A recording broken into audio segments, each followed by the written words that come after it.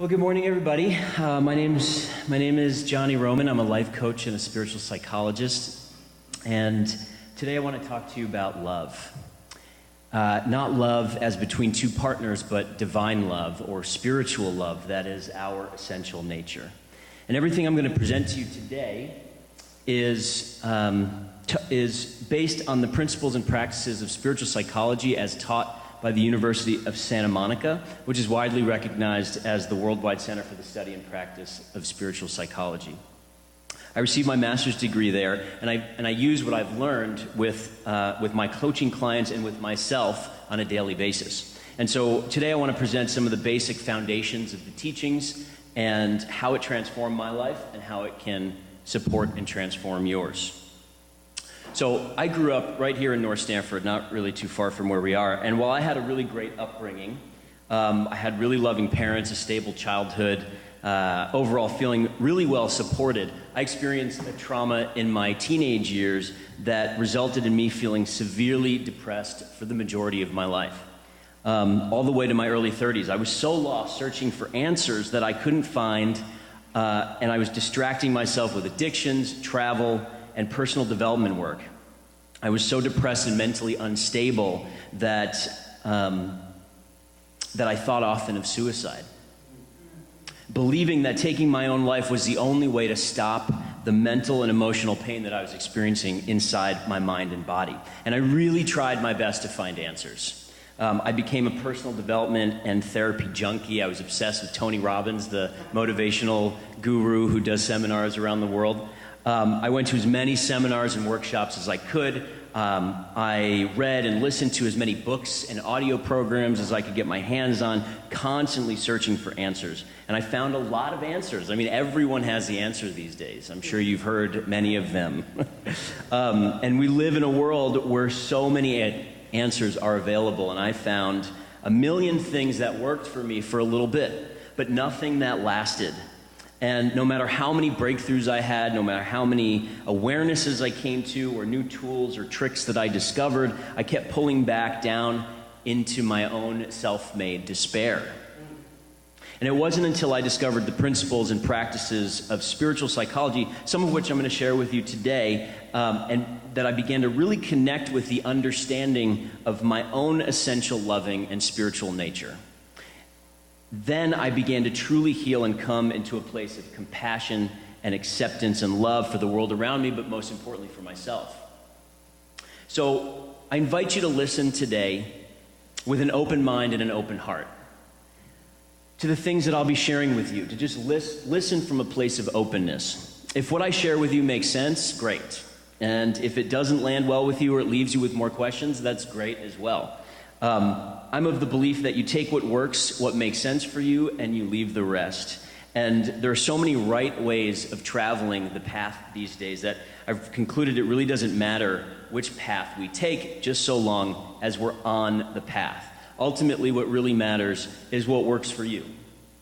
So, like any good skyscraper or strong, structurally sound building, spiritual psychology has as its core 23 foundational principles upon which it's built.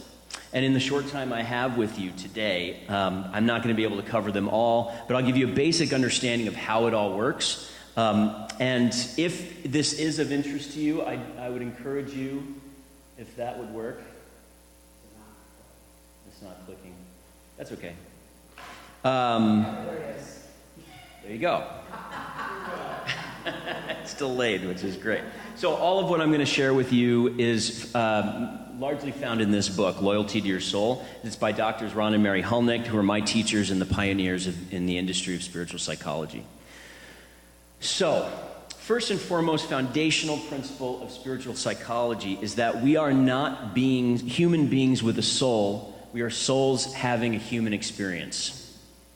This is the most basic principle because it creates context for everything that comes next.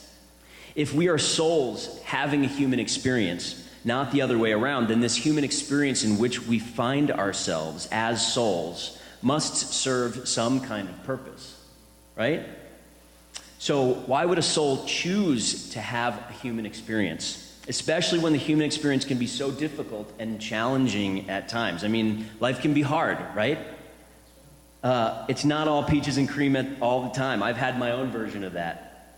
For 15 years, I thought about checking out of my human experience, hanging up my coat saying, I've had enough, I can't take this human experience anymore, and by all accounts, or at least how it must have been perceived from the outside, I had all the makings of a great and relatively easy life.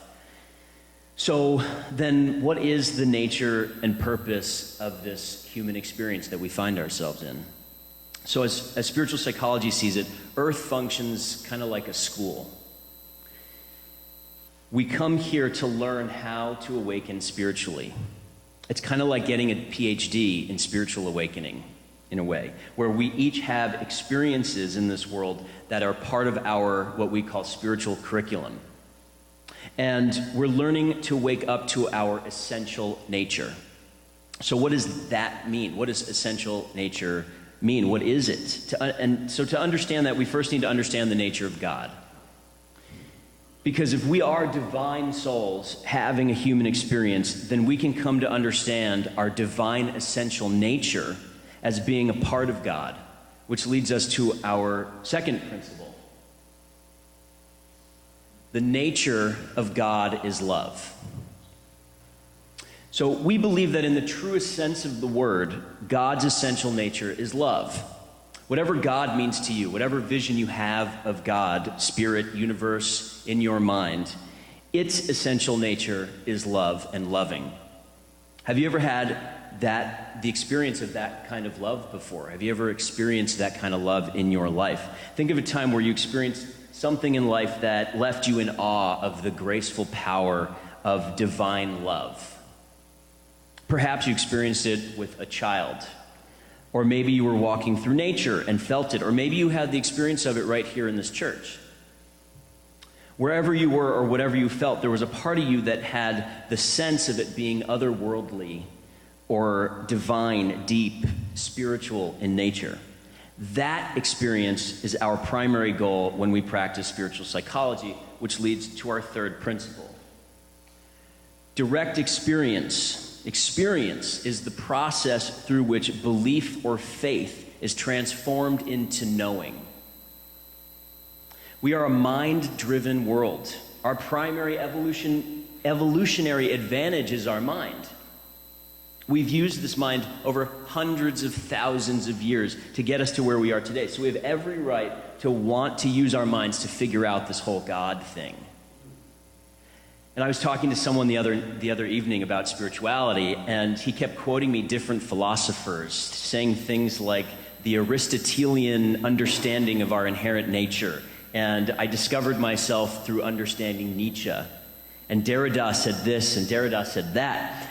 And it was amazing and admirable how much he had learned in his pursuit of spirituality and understanding his own spiritual nature. But from the spiritual standpoint, it is not through knowledge that we have knowing. It's through experience. We cannot access our spiritual nature solely through our minds. The mind is ill-equipped to understand the scope of the spiritual. I mean, how do you describe love? How many songs have you heard, or poems you've read, or movies you've seen that you felt really captured the essence of love? And yet at the same time, they never came close to describing what it actually feels like to experience that love. That experience is what we're referring to with regards to direct knowing. So if we understand ourselves as souls having a human experience, and that the divine essence of this soul that is having the human experience is part of God, and we understand that God is love, then our fourth principle directly follows. Since we are all part of God, our nature is also love. And we have the opportunity to know our loving nature experientially here and now. And this is what spiritual awakening is all about. Taking the opportunity we have to more fully experience ourselves and our essential nature as the presence of love.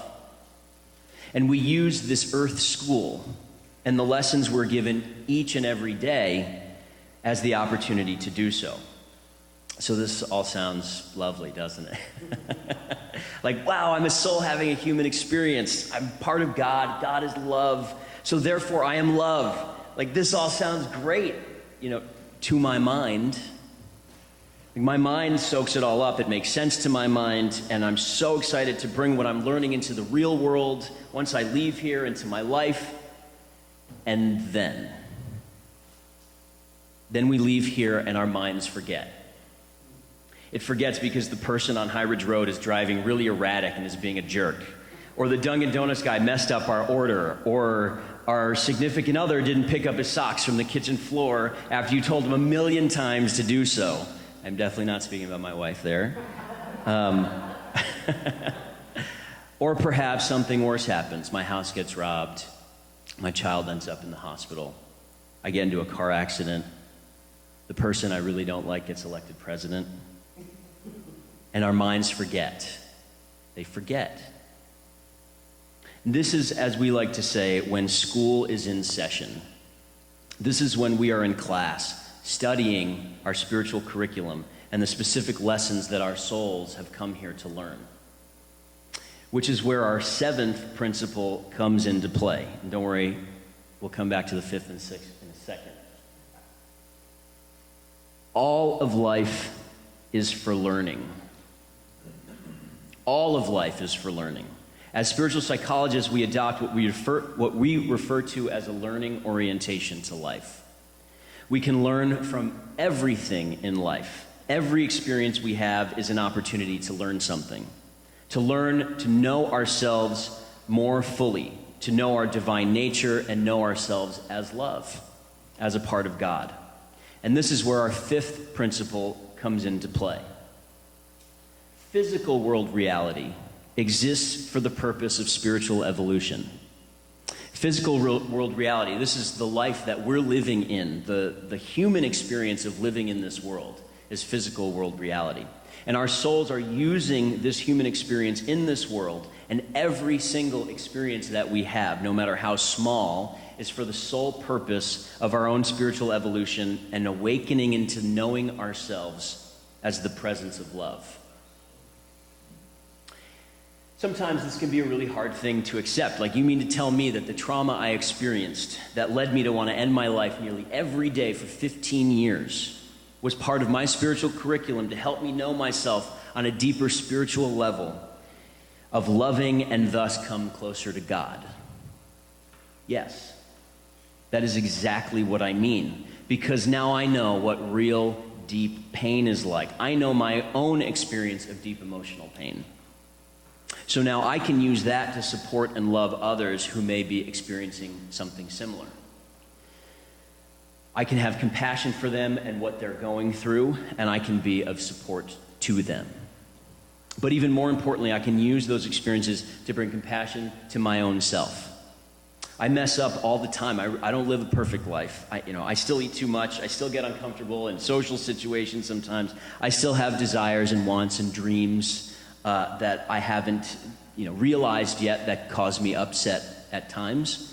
But I can bring compassion to myself now instead of berate or judge myself like I used to do. Which means there's more of me available to be of support to others, and more of me available to be open to God.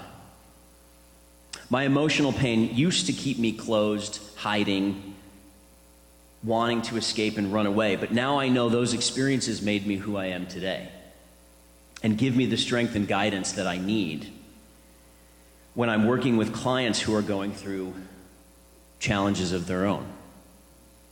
And whatever upsets, setbacks, negative emotions, and things that don't go my way that I experience, I am able to bring a learning orientation to them, to see them as spiritual curriculum, as opportunities for me to grow. And sometimes getting to that point of understanding and awareness and appreciation for the lesson doesn't come immediately for me. Sometimes I get upset or insecure in the moment, and it takes me a few minutes, hours, sometimes even days, for me to release the grip on my anger or sadness or righteousness or whatever I'm experiencing, and come back to an understanding of it as an opportunity for learning. But thankfully now I almost always come back to that understanding, which gives me context and a place to put those experiences in my life. So I'll give you a quick example of this. My wife and I just recently moved to Minnesota, which is where she's from. And I'm real happy that we moved, and I've been enjoying it, but I put up a heck of a fight during the decision-making process. I did not want to go. At the time, we were in Colorado, and for the most part, I loved where we lived. And we had a deadline to make a decision to stay or move. And the day before that deadline, my wife had a session with her life coach. So long story short, her coach told her to just make the decision to move and then tell me that we were moving. Now, I'm a life coach as well, and let me just be clear, that was not a good move on his part. She was stressed and emotional and easily suggestive in that state, and he should have known better, really.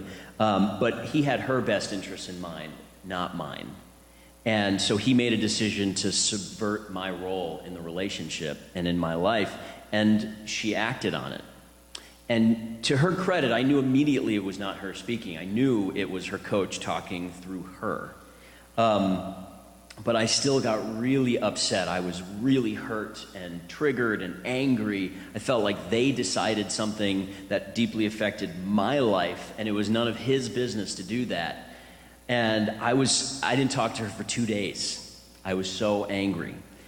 Even 5 days later, the upset was still there. I knew, I could feel that energy still sort of residing inside of me, but I spent some time using the tools and skills that I learned from spiritual psychology, and shortly after realized the opportunity that this experience presented to me. And I understood how I could use it for my own growth and learning.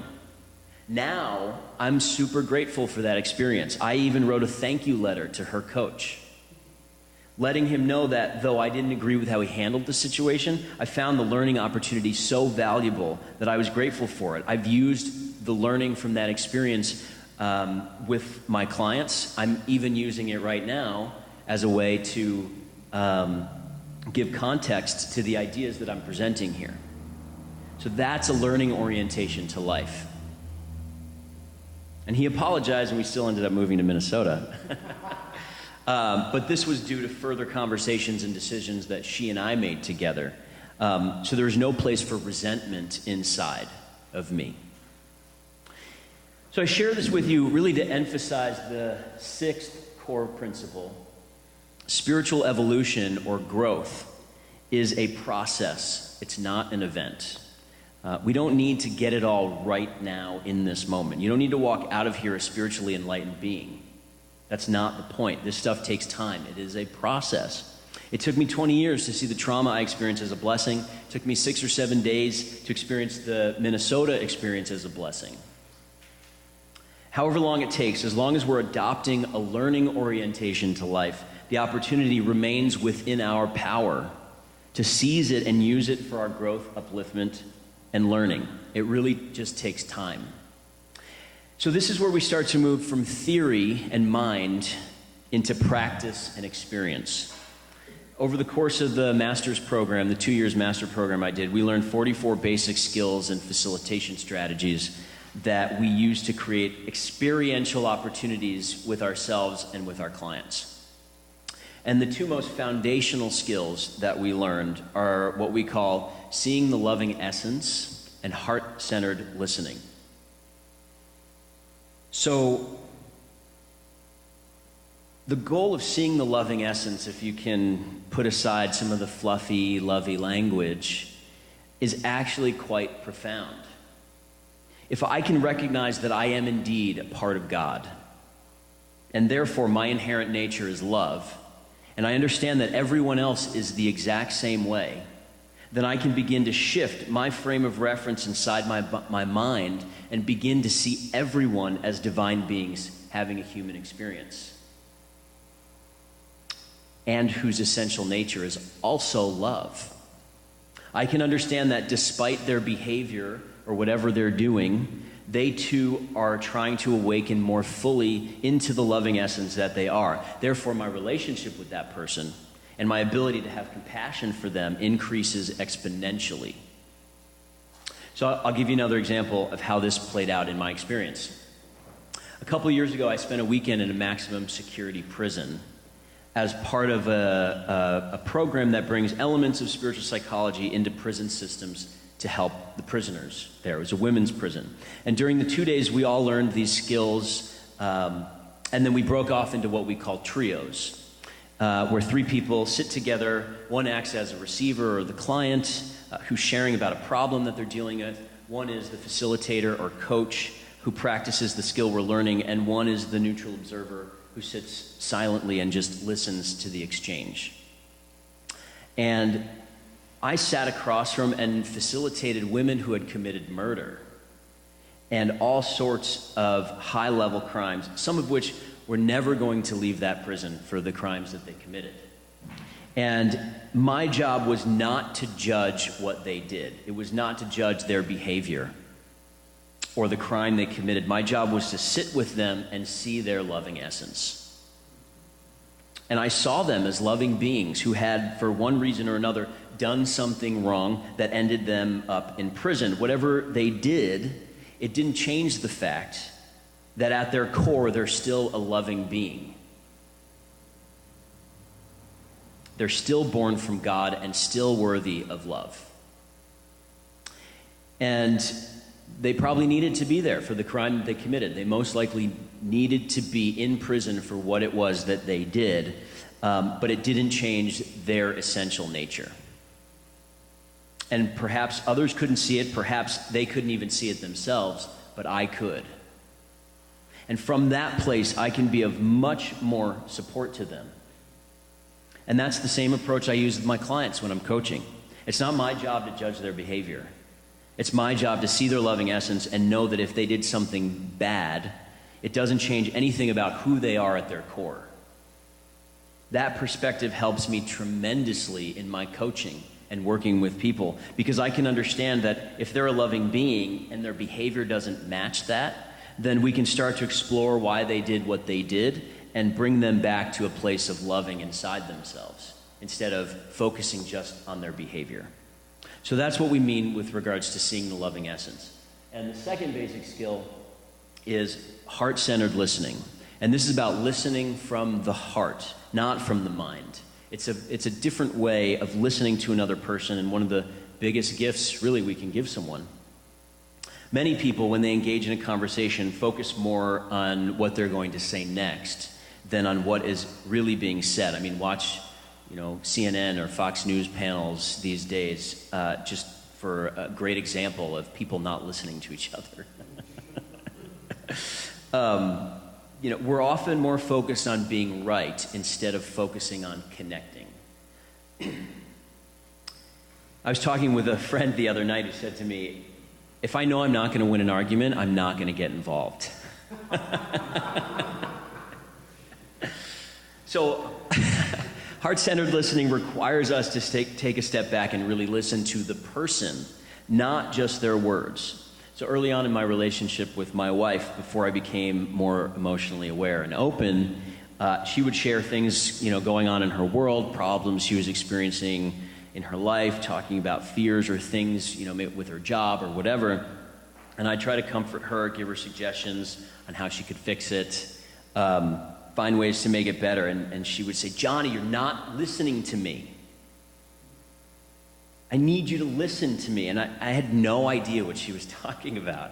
I was like, what do you mean? I heard everything you just said. What do you mean I'm not listening? She's like, I don't need you to fix it or make it better or correct. I just need you to hear me. I need to feel that you heard me. And it wasn't until I learned this skill and another one that we use called perception checking that I really understood what she was talking about. She wants me to listen to all of her, not just her words, but her feelings, her fears, what's going on inside of her. She wants to know that I heard her, not her words. So, do you get a sense for what I'm talking about with heart-centered listening?